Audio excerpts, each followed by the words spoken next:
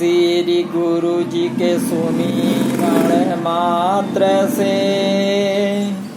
नाशत विघ्न अनंत तात सर्वयारंभ में ध्यावत हैं सब संत। बोलिए श्री सद्गुरुदेव की जय। आप समस्त श्रोता बंधुओं को हमारा हार्दिक प्रणाम सप्रेम नमस्कार है। आइए इस 57th वीडियो में आप सभी का स्वागत है, हार्दिक अभिनंदन है। श्रीमद् भगवद गीता के अनुसार आत्मज्ञान की चर्चा चल रही है, जिसका ये अध्याय 4 का 23वां श्लोक पर व्याख्या चल रहा था। तो आइए इस श्लोक को फिर से दोहराते हैं, फिर आगे बढ़ते हैं। तो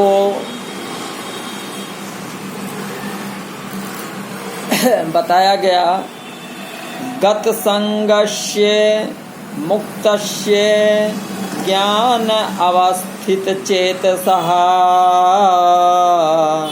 यज्ञाय आचरतः कर्म समग्रम प्रविलीयते। अर्थात जो पुरुष प्रकृति के गुणों के प्रति अनासक्त है और जो दिव्य ज्ञान में पूर्णतया स्थित है, उसके सारे कर्म ब्रह्म में लीन हो जाते हैं।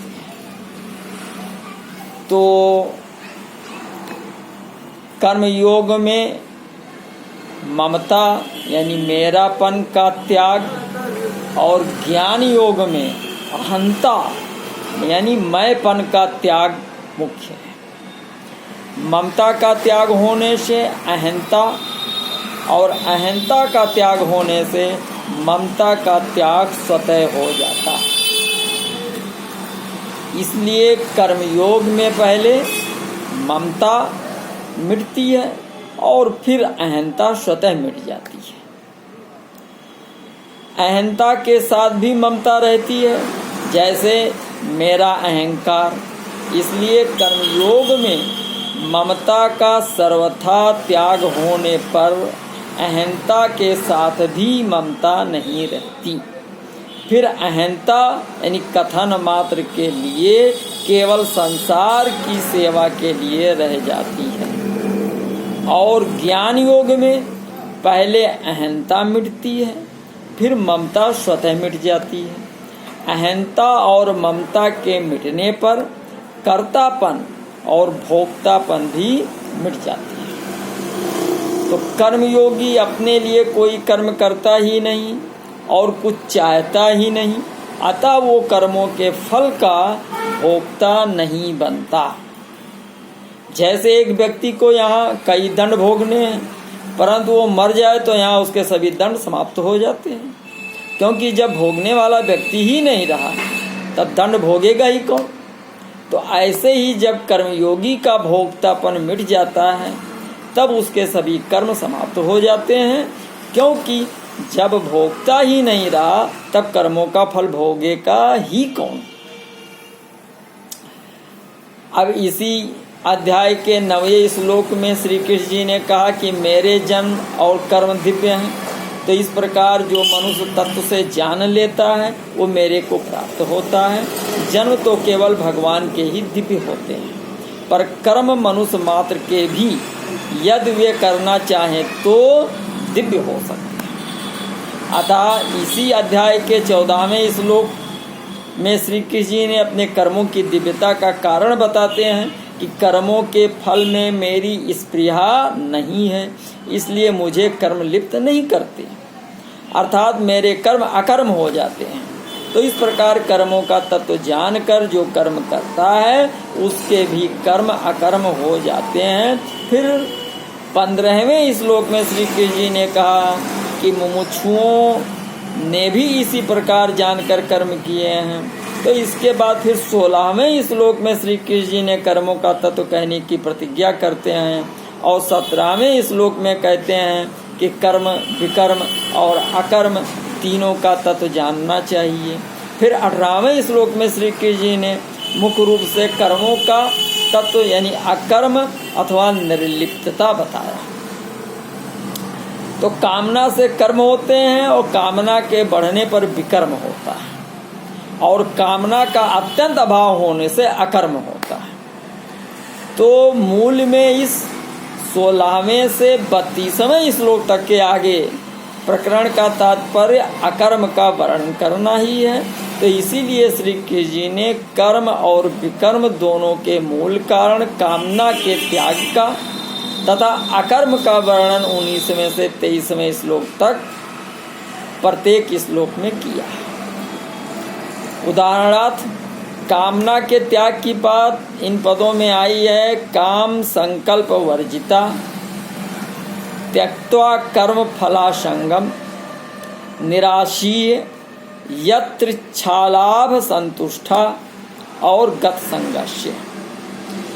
और अकर्म की बात इन पदों में आई है कि ज्ञान अग्नि दग्ध कर्माणम नैव किंचित करोति सा, कर्म कुर्वन्नो उपनेत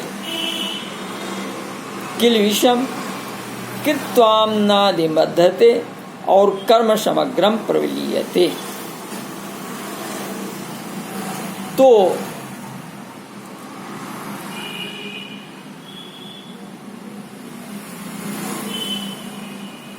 अंत में जब 32वें श्लोक में इस प्रकरण का उपसंहार किया है तो संपूर्ण भाव यह है कि एक क्रिया होती है, एक कर्म होता है और एक कर्म योग होता है। तो शरीर बालक से जवान तक, जवान से बूढ़ा होता है, ये क्रिया है। क्रिया से न पाप होता है, न पुण्य, न बंधन होता है, न मुक्ति। जैसे गंगा जी का बहना क्रिया है, अतः कोई डूब कर मर जाए अथवा खेतियात कोई परोपकार हो जाए तो गंगा जी को पाप पुण्य नहीं लगता। तो जब मनुष्य क्रिया से संबंध जोड़कर कर्ता बन जाता है अर्थात अपने लिए क्रिया करता है, तब वो क्रिया फलजनक यानी कर्म बन जाती है। कर्म से बंधन होता है। यज्ञार्थ कर्मणो अन्यत्र लोको अयम कर्म बंधना। तो कर्म बंधन से छूटने के लिए जब मनुष्य अपने लिए कुछ नहीं करता, प्रत्युत निस्वार्थ भाव से केवल दूसरों के हित के लिए ही कर्म करता है, तब वो कर्मयोग हो जाता है। कर्मयोग से बंधन मिटता है। यज्ञाचरता कर्म समग्रम प्रविलीयते। तो बंधन मिटने से योग हो जाता है अर्थात परमात्मा के साथ नित्य संबंध का अनुभव हो जाता है।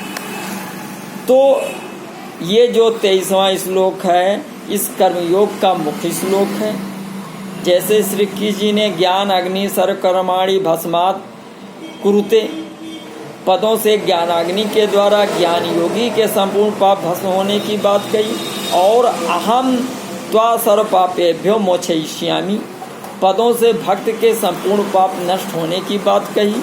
ऐसे इस श्लोक में यज्ञ आचरता कर्म समग्रम प्रविलीयते पदों से कर्मयोगी के समग्र कर्म यानी पाप नष्ट होने की बात कही। अब इसके पहले के श्लोक में श्री कृष्ण जी ने बताया कि यज्ञ के लिए कर्म करने से संपूर्ण कर्म विलीन हो जाते हैं। साधकों की रुचि, विश्वास और योग्यता की भिन्नता के कारण साधन भी भिन्न भिन्न प्रकार के होते हैं। इसलिए जब आगे के जो श्लोक आएंगे उसमें 24वें से 30वें श्लोक तक श्री कृष्ण जी भिन्न भिन्न प्रकार के साधनों का यज्ञ रूप से वर्णन करेंगे। जैसे 24वां श्लोक है ब्रह्म अर्पणम ब्रह्म हविय ब्रह्म अग्नौ ब्रह्मणाहुतम ब्रह्म एव तेन गंतव्यम ब्रह्म कर्म समाधिना। अर्थात जो व्यक्ति भक्ति भावना में पूर्णतया लीन रहता है उसे अपने आध्यात्मिक कर्मों के योगदान के कारण अवश्य भगवत धाम की प्राप्ति होती है क्योंकि उसमें हवन आध्यात्मिक होता है और हवि भी आध्यात्मिक होती है। फिर आगे 25वें श्लोक में बताया कि देवम एव अपरे यज्ञम योगिना पर्यपासते ब्रह्म अग्नौ अपरे यज्ञम यज्ञेन एव उपजुह्यति। अर्थात कुछ योगी विभिन्न प्रकार के यज्ञों द्वारा देवताओं की भली भांत पूजा करते हैं और कुछ परम ब्रह्म रूपी अग्नि में आहुति डालते हैं। तो आगे बतला रहे हैं कि श्रोत आदीनि इंद्रियाणि अन्य संयम अग्निषु जुह्यत शब्द आदीन विषयान अन्य इंद्रिय अग्निश जुह्यति। इनमें से कुछ विशुद्ध ब्रह्मचारी श्रवण आदि क्रियाओं तथा इंद्रियों को मन की नियंत्रण रूपी अग्नि में स्वाहा कर देते हैं और दूसरे लोग नियमित यानी गृहस्थ इंद्रिय विषयों को इंद्रियों की अग्नि में स्वाहा कर देते हैं।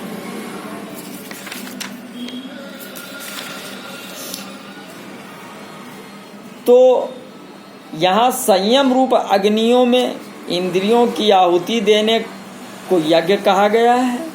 तात्पर्य यह है कि एकांत काल में श्रोत, त्वचा, नेत्र, रसना और घ्राण ये पांचों इंद्रियां अपने अपने विषयों क्रमशः शब्द, स्पर्श, रूप, रस और गंध की ओर बिल्कुल प्रवृत्त ना हो, इंद्रियां संयम रूप ही बन जाए।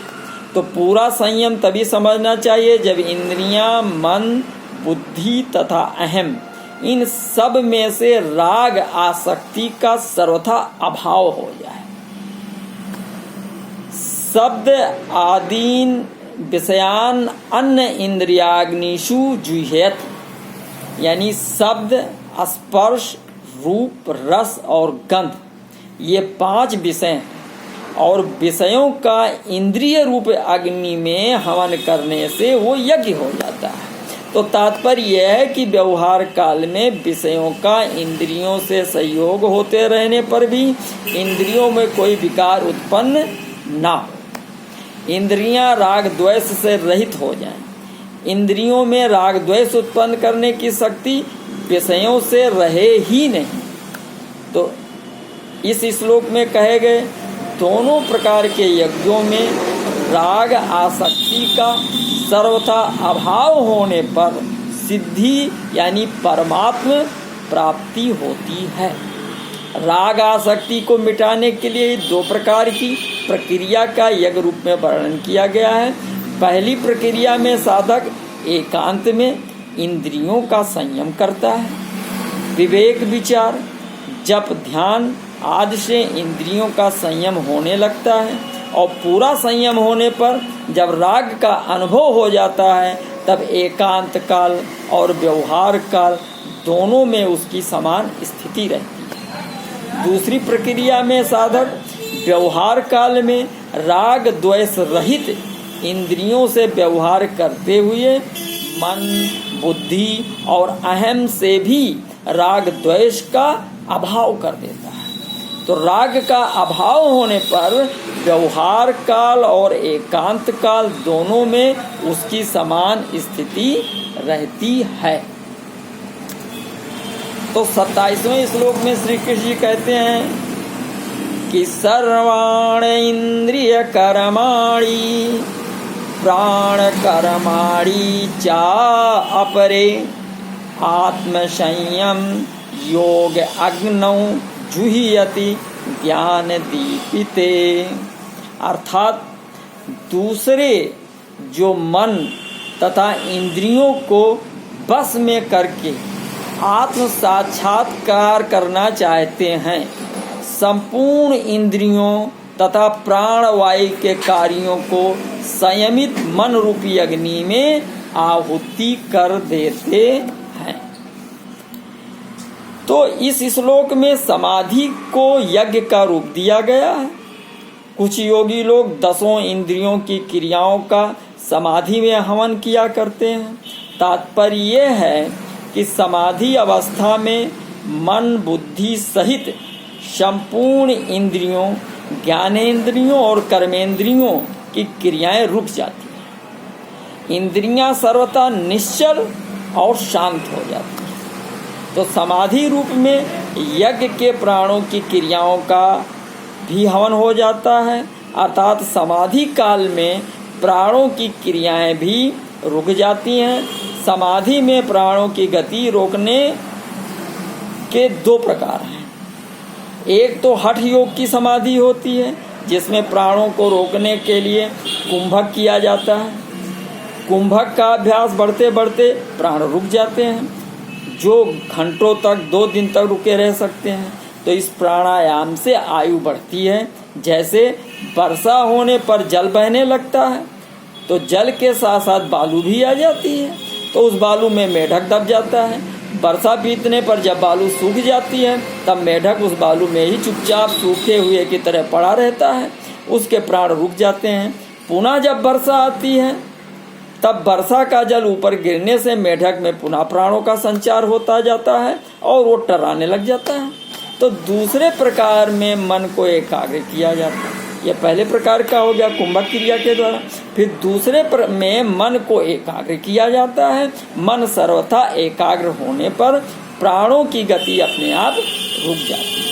तो ज्ञान दीपते यानी समाधि और निद्रा दोनों में कारण शरीर से संबंध रहता है, इसलिए बाहर से दोनों की समान अवस्थाएं दिखाई देती हैं। यहाँ ज्ञान दीप्ति पद से समाधि और निद्रा में परस्पर भिन्नता सिद्ध की गई है। तात्पर्य है कि बाहर से समान दिखाई देने पर भी समाधि काल में एक परमानंद सच्चिदानंद परमात्मा ही सर्वत्र परिपूर्ण है, ऐसा ज्ञान प्रकाशित यानी जागृत होता है।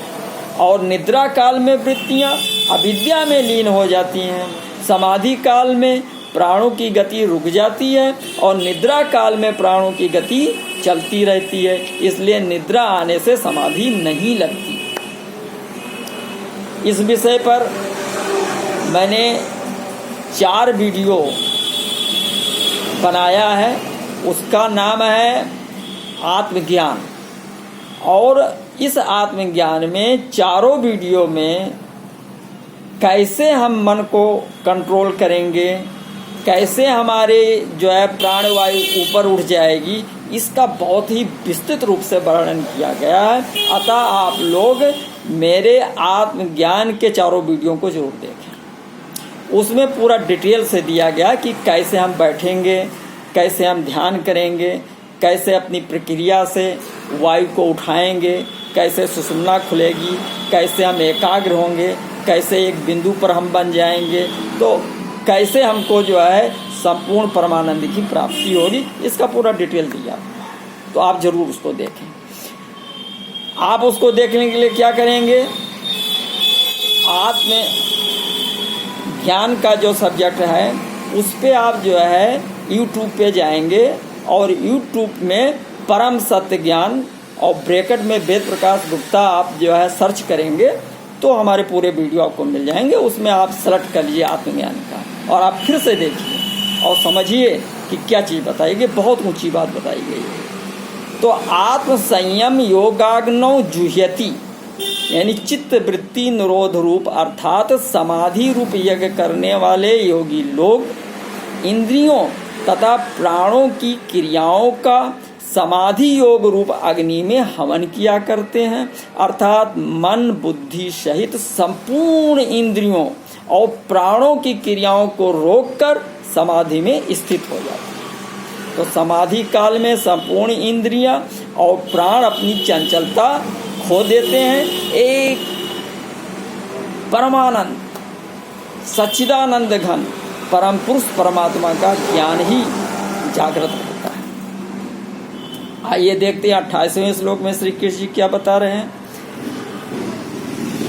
द्रव्य यज्ञ तपः यज्ञ योग यज्ञ तथा अपरे स्वाध्याय ज्ञान यज्ञ चा यतवा संसित व्रता, अर्थात कठोर व्रत अंगीकार करके कुछ लोग अपनी संपत्ति का त्याग करके, कुछ कठिन तपस्या द्वारा, कुछ अष्टांग योग पद्धति के अभ्यास द्वारा अथवा दिव्य ज्ञान में उन्नति करने के लिए वेदों के अध्ययन द्वारा प्रबुद्ध बनते हैं। तो अहिंसा, सत्य, अस्तेय मतलब चोरी का अभाव यानी चोरी ना करना, ब्रह्मचर्य और अपरिग्रह, अपरिग्रह मतलब कि भोग बुद्धि से संग्रह का अभाव, ये 5 यम हैं। अहिंसा, सत्य, अस्तेय, ब्रह्मचर्य, अपरिग्रह, यमा। तो इसका भी हमने वीडियो बना रखा है, ये भी बड़ा विस्तृत जो है वीडियो बना है जिसमें अष्टांग योग का वर्णन है।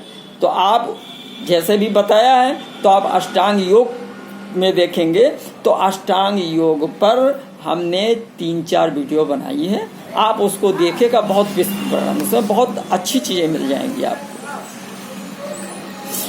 तो जिसमें महावत के नाम से कहा गया है शास्त्रों में, इन महाव्रतों की बहुत प्रशंसा महिमा है। तो इन व्रतों का सार यही कि मनुष्य संसार से विमुख हो जाए। इन व्रतों का पालन करने वाले साधकों के लिए यहाँ संसित व्रताः पद आया है। तो इसके सिवाय इस श्लोक में आए चारों यज्ञों में जो पालनीय व्रत अर्थात नियम है उन पर दृढ़ रहकर उनका पालन करने वाले भी सब संसित व्रता हैं, यानी अपने अपने यज्ञ के अनुष्ठान में प्रयत्नशील होने के कारण उन्हें यतया कहा गया है। इस पर गुरुदेव जी ने 7 नियम दिया। इन 7 नियमों का पालन करने से पूरी साधुता और पूरी महत्वता आ जाती है। क्या है? सत्य बोलना, झूठ नहीं बोलना, अहिंसा का पालन करना, मांस मदिरा का सेवन नहीं करना, नशा नहीं करना, चोरी नहीं करना, अपने हक हलाल की कमाई खाना, जुआ नहीं खेलना और अपने ही हक पे रहना, पर स्त्री गमन नहीं करना, चरित्र का पक्का होना। तो ऐसा जो व्रत कर लेगा वो संसिद्ध व्रता हो गया। यही श्री कृष्ण जी कह रहे हैं कि संसिद्ध व्रता जो हो गया वो जो है वो संपूर्ण देवत्व के तरफ वो बढ़ता है। तो इसके बाद अगले वीडियो में बताया जाएगा। धन्यवाद, नमस्कार।